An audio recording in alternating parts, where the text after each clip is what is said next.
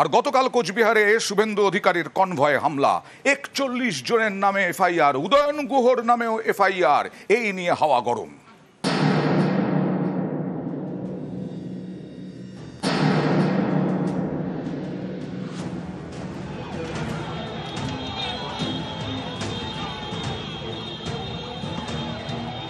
যা করেছেন আপনারা রোহিঙ্গা এবং বাংলাদেশি মুসলমানদের নিয়ে, এপ্রিল মাসে বিধানসভা ভোটে আপনাদের জিততে হবে। ৫৪-র মধ্যে খাতা খুলতে আপনারা পারবেন না। নর্থ বেঙ্গলে বলেছিলেন যে উদয়ন গুহর নেতৃত্বে ১৫০০ রোহিঙ্গা ওনাকে আক্রমণ করেছে বা ওনাকে খুন করবার চেষ্টা করেছে, অথচ এফআইআরে আমরা একটা রোহিঙ্গার নাম দেখছি। যে কথাগুলো বলেছিলেন সবটাই কি মিথ্যে কথা?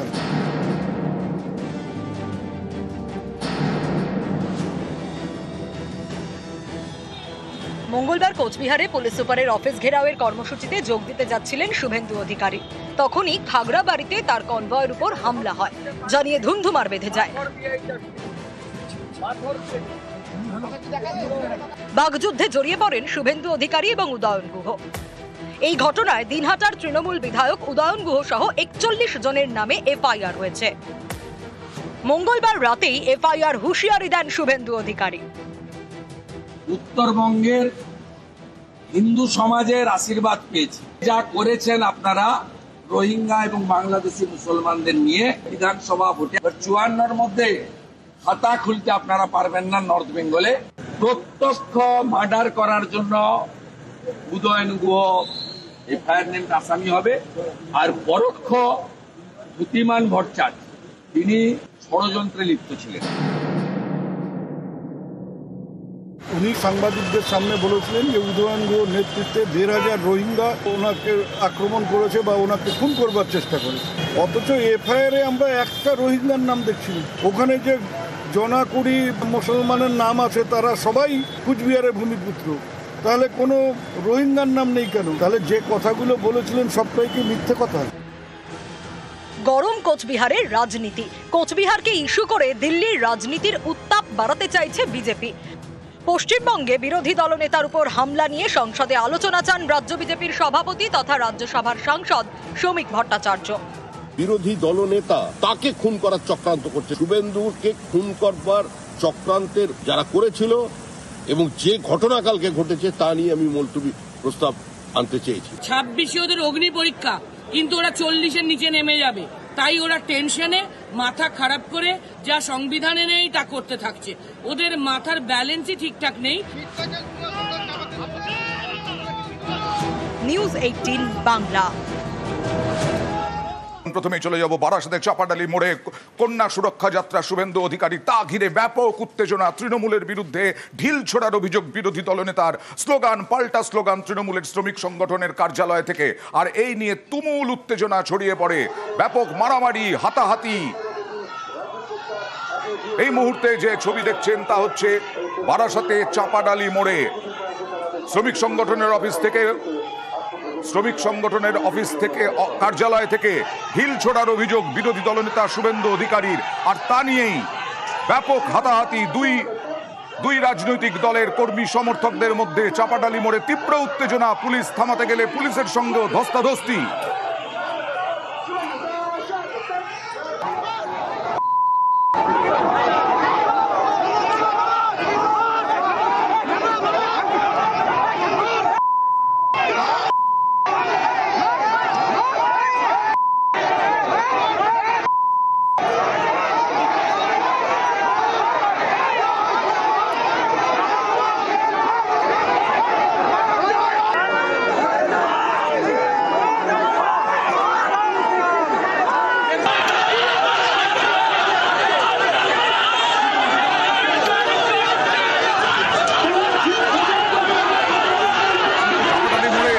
শ্রমিক সংগঠনের কার্যালয়ের সামনে মিছিল আসতেই উত্তেজনা ছড়ায়। ঢিল ছোড়ার অভিযোগ শুভেন্দু অধিকারীর, আর তারপরেই তুমুল উত্তেজনা, হাতাহাতি, বচসা।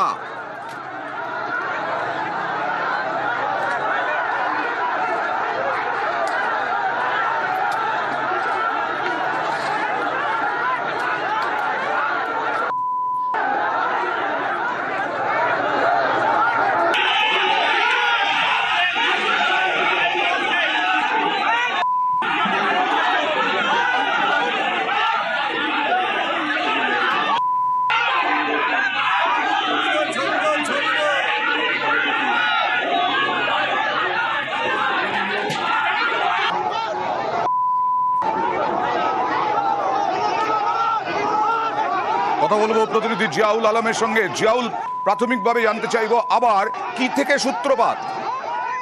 দেখো, একেবারে আজকের কন্যা সুরক্ষা যাত্রা শুভেন্দু অধিকারীর একটা পদসভা ছিল এবং অর্থাৎ বারাসত কালীবাড়ি থেকে 12 নম্বর জাতীয় সড়ক ধরে কলোনি মোড়, সেখান থেকে চাপাডালি মোড়ে আসলেই মিছিলে কিন্তু উত্তেজনা সৃষ্টি হয়। তার কারণ মিছিলে কিন্তু যখন মিছিল আসছিল সেই সময় চাপাডালি মোড়ে যখন আসে সেই সময় একেবারে আইএনটিটিউসির একটি পার্টি অফিস থেকে সেখান থেকে একটি জলের বোতল এবং জুতো কিন্তু মিছিলে গিয়ে পড়ে। পাল্টা কেন এই ছোড়া হয়েছে তা নিয়ে পাল্টা কিন্তু বিজেপির পক্ষ থেকে, বিজেপির মিছিলের পক্ষ থেকে জলের বোতল, ইটের টুকরো, লাঠি এবং একাধিক জুতো সেখান থেকে কিন্তু পার্টি অফিসে লক্ষ্য করে ছোড়া হয় এবং তারপরেই দুই কর্মী সমর্থক, অর্থাৎ একদিকে বিজেপি অন্যদিকে তৃণমূল কংগ্রেসের কর্মী সমর্থকদের মধ্যে ব্যাপক হাতাহাতি হয়। সেই মুহূর্তে কিন্তু এখনো পর্যন্ত জানা যাচ্ছে অর্থাৎ যে আইএনটিটিউসি যে পার্টি অফিস রয়েছে সেই পার্টি অফিসটাও কিন্তু ভাঙচুর করা হয় বিজেপির এই মিছিল থেকেই। তারপরে উত্তেজনা আরো চড়ে, তারপরেই কিন্তু বিশাল পুলিশ বাহিনী ঘটনাস্থলে আসে।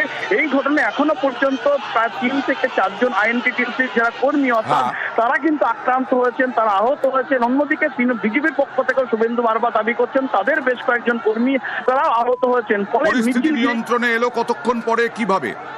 দেখো, প্রায় না হলেও সেখানে চাপাডালি মোড় থেকে সহদল ক্লাব মাঠ কিন্তু প্রায় 500 মিটার।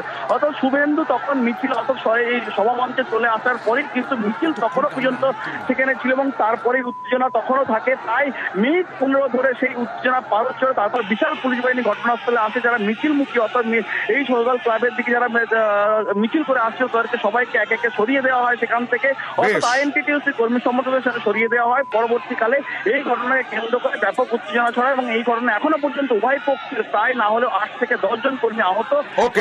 শুভেন্দু অধিকারীর দাবি তারপর যে ভয় পেয়ে তৃণমূল আক্রমণ চালিয়েছে বিজেপি কর্মী সমর্থকদের ওপর, পাল্টা আক্রমণ তৃণমূলের। আজকের এই কর্মসূচি বানচাল করার জন্য নানাবিধ উস্কানি এবং আক্রমণের ঘটনা ঘটেছে। তৃণমূল কংগ্রেসের চোরেরা তারা চুরির টাকায় তাদের বাড়িতে থাকা পতাকাগুলো সকাল থেকে টাঙিয়েছে শুভেন্দু অধিকারীকে স্বাগত জানানোর জন্য। তোলামূলের ট্রেড ইউনিয়নের অফিস থেকে এই মিছিলকে আক্রমণ করার চেষ্টা হয়েছে 10-12টা লোক নিয়ে, এবং যদি গণতান্ত্রিক ভাবে জিহাদিদের রুখে দিয়ে যদি ইলেকশন কমিশন নির্বাচন করতে পারে, আমি দায়িত্ব নিয়ে বলতে পারি বারাসাতে 7টার মধ্যে 6টা সিট পদ্মফুল পাবে। যদি এসআইআর হয় তাহলে আমরা দেগঙ্গাতেও দেখব যে দেগঙ্গাতেও পরিবর্তন ঘটছে।